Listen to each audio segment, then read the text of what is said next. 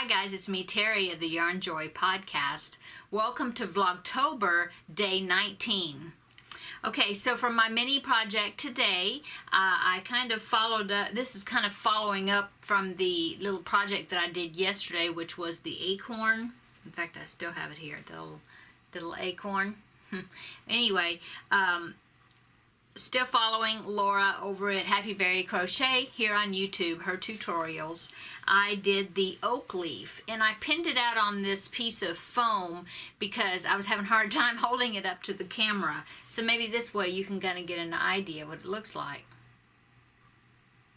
And so this will go along with the acorn, see? Anyway, I was thinking that this would be a nice pattern to have to just kind of remember, you know, to have it bookmarked or whatever, because you could use that if you needed to decorate for a wreath or a cornucopia type thing, you know, and you wanted acorns and leaves and things in the arrangement. So anyway, very quick pattern and very easy. Just follow the tutorial. Okay, so let's find out the answers to yesterday's trivia questions. Number 1 was, before the show was produced, what was the working title for Dynasty? Was it A, Denver, B, The Carringtons, C, Oil, or D, Wealth? And the answer to that one was C. The show's creators, Richard and Esther Shapiro, tentatively titled their series Oil, but changed it to Dynasty before it hit the television airwaves. Instead, the first episode of the series was titled Oil. Wow, okay.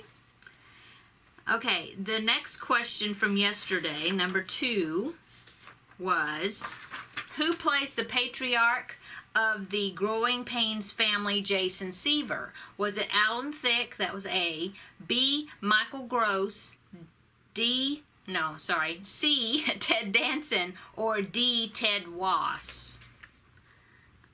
And the answer to that one was A, Alan Thicke.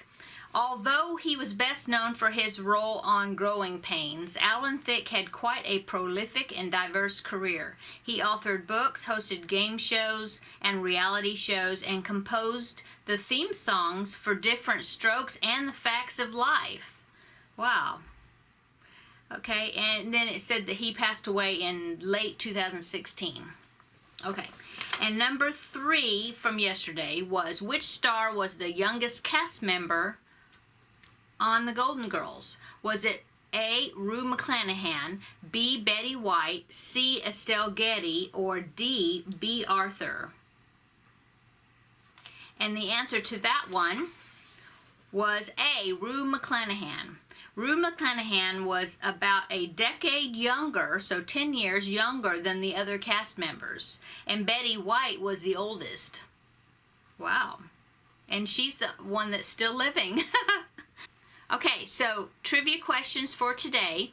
Which actress plays fiery feminist Julia Sugarbaker on Designing Women? Was it A, Lily Tomlin, B, Delta Burke, C, Annie Potts, or D, Dixie Carter? Okay. Number 2.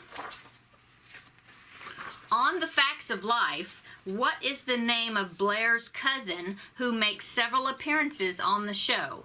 And as a bonus, what was the character's landmark achievement?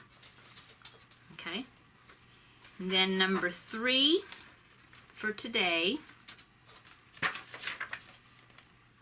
is, what is the title of the famous theme song for the show Golden Girls? Was it A, You've Got a Friend, B, We'll Always Be Friends, C, Thank You for Being a Friend, or D, Friendship Never Ends? And of course, if you watched Golden Girls, then that would be a really easy one. Okay. So on to the Q&A section. Thank you again for those that have sent in questions by leaving them in the comments below my videos. I appreciate it. Okay, so Karen asked me, What crochet stitch did you think looked too hard to do, but surprised you with how easy it is? And she says, I'm looking for stitches that looked like you tried, in quotes, as Krista from The Secret Yarnery says. Okay, so the first one that comes to my mind, I guess, is the crocodile stitch. That looks like something, just by looking at it, it looks like it's something that's very difficult, and I even wondered about it before I tried it out, and it is really quite easy to do. So, and it looks like you really tried. Yeah, I would say that. Okay, Pam Smith asked me, well, actually she said this was a question from her son, because her son is learning to crochet. That's awesome. What advice would you give to someone just learning to do amigurumi? Well, I would say that I always suggest watching a tutorial, a very thorough tutorial that you could crochet along with. And I always go back to Sharon Oyala's videos. I will link her channel in the description box below. But especially her video series where she did like the little Bigfoot animals, like little Bigfoot bunny. I know she has the complete tutorial for that one, and some of the other ones as well. But she's so thorough in going with you practically line by line or round by round on how to do it. Plus, she even gives you really great tips on how to sew the pieces together at the end, and even sewing the stitching the faces on, the eyes and everything. And she actually shows you her doing it. And so I would say she would be one tutorial that you would benefit from, I think, as far as if you're beginner, actually any level of crochet skill that you're at. I would definitely say, but especially if you're new to amigurumi, that she is a great one to follow. Okay, and so also as an added thing is another patterns I was looking at, because if you can find an amigurumi pattern where a lot of the parts are stitched together, like if the head and the body is one piece, you know, you make like the head and you increase and then you decrease down to make the neck, but then you start increasing out again to make the body, and so that way you don't have to stitch the head onto the body, it's one piece.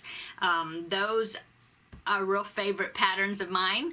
Also, there's one that came to mind is the gingerbread boy pattern that I did last year. Now that one is it's quite a bit detailed, but just an example is for that designer, who's Mary Smith, and I will put a link to her in the description box below, because I have been told, I've only done one of her patterns, but I have been told that she does her patterns that way, where the arms, I think you do the arms and the legs, yeah, you do the arms and the legs first, and you have them ready, and then you do the head and the body, and when, or the body, I guess, and as you're doing it, you take the arms and you crochet it in to the pattern as well as the legs, and so that way you don't have to sew arms and legs onto the body later. So I think that's an added bonus. So I would suggest that. I know you hear all the little toe sounds and toenail clicking. I have my grand dog here again today, and so I've got two dogs down here in the floor, and so that's the noise you're hearing. Okay. And the collar. Okay. Okay, let's see. So Pam also has another question. She asks, what instrument did my husband play in band? I have answered before what I played, which I played the clarinet. Well, my husband played the trombone. He's tall, he's got long arms, so that was a perfect instrument for him. So yeah, he played the trombone. Okay. And then she asked me, how did you find out about the NICU's need for hats? Well, I belong to a local group here on Facebook that made items for donations for the homeless, for babies, and for NICU babies, and you know, a variety of different places where they would donate crocheted items to. And so there was somebody that contacted that group, I guess, I don't know, but I had heard from another member that had like shared the post onto that group, and it really, of course, attracted me because if it being a local location, but here in my city, so I wouldn't have to pay for shipping to ship a large number of items. You know, it's always more desirable for me if it's local. I can just deliver them myself or hand them over to somebody for them to be delivered without having to do the packaging and shipping and all that.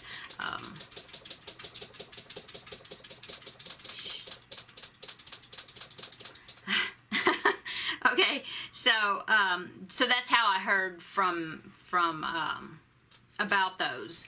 And also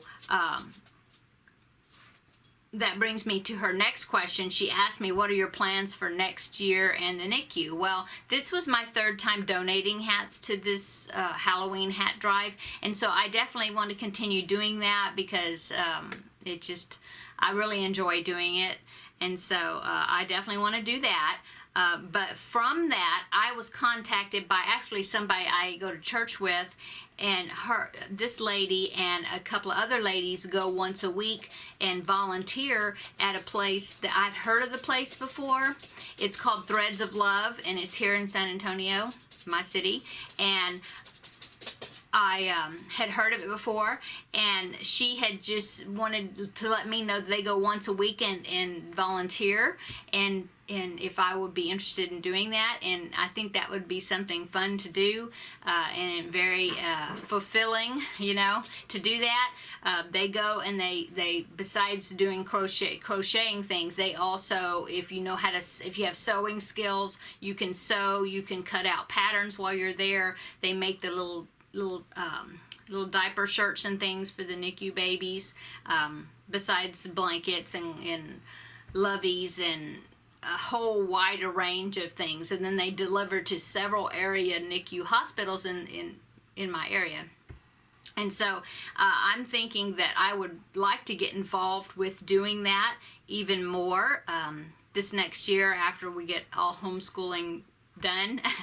And so I want to look into that, especially as far as something that I want to get more involved in. And so that's my plans. Okay. Charlotte Logan asked me, do you like doing jigsaw puzzles or play board games? Yes, I do. Occasionally, my son and daughter-in-law, when they come over, occasionally they will bring a board game from their house, and we'll all sit and play together, and I think it's fun. I would like to do it more often, but yes, I do like playing board games. Of course, when I was a kid, I loved board games. I remember I had, that reminded me of some old games that I had. I had one called Payday, and I had the Bionic Woman board game, and I had Clue was another one of my favorites, and I even think I even had a Scooby-Doo board game.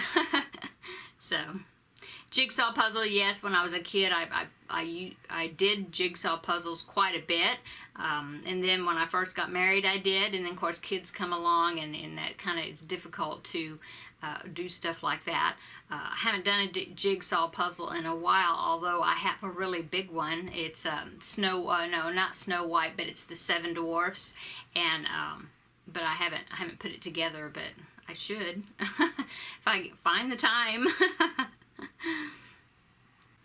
Oh, and Grace asked me, do you have another hobby other than crochet? Well, as I've said before, I have tried other different hobbies, and in the past I have done different things, but now crochet pretty much takes all my time.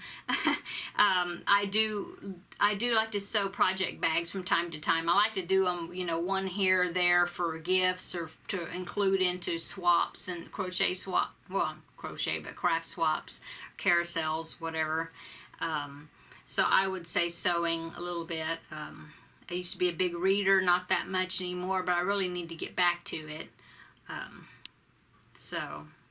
But But no, crochet is pretty much takes up the majority of everything, hobby-wise. Okay, so that's the questions for today, guys, and I appreciate you coming by for a visit on Vlogtober Day 19, and come back tomorrow for Vlogtober Day 20. Bye-bye, guys.